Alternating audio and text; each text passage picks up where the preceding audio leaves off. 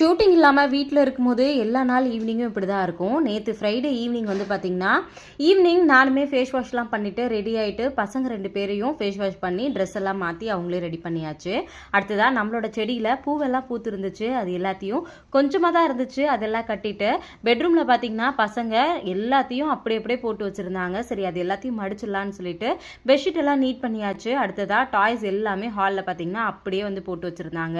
அது எல்லாத்தையுமே வந்து பார்த்திங்கன்னா இந்த மாதிரி எடுத்து நீட் பண்ணி வச்சாச்சு. தேவேஷ் புட்டிக்காக சாரீஸ் வந்து சுங்குடி காட்டன் வந்து இருந்துச்சு, அதையும் எடுத்து ஓரமா ரெடி பண்ணிட்டு அடுத்தது கோலம் போட்டுட்டு இன்னைக்கு வந்து பாத்தீங்கன்னா வெள்ளிக்கிழமை, அதனால வந்து சாமி கும்பிடலாம் அப்படின்றதுக்காக தான் வந்து ரெடி ஆயிட்டு இருக்கேன். நானும் ஸ்ரதனும் தேவேஷும் 3 பேரும் தான் வீட்டில் இருந்தோம். 3 பேரும் சாமியெல்லாம் கும்பிட்டு முடிச்சுட்டு பசங்களுக்கு விபூதி எல்லாம் வச்சுட்டு அதுக்கப்புறம் வந்து பாத்தீங்கன்னா வெள்ளிக்கிழமைன்றதுனால வீடு ஃபுல்லாக சாம்பிராணி எல்லாம் போட்டு முடிச்சிருந்தேன். ஃப்ரைடே ஈவினிங் வந்து பாத்தீங்கன்னா ரொம்ப பாசிட்டிவான ஈவினிங் இருந்துச்சு. எப்பவுமே ஷூட் இல்லைன்னா இப்படி தான் வீடு வந்து இருக்கும். தேங்க்யூ.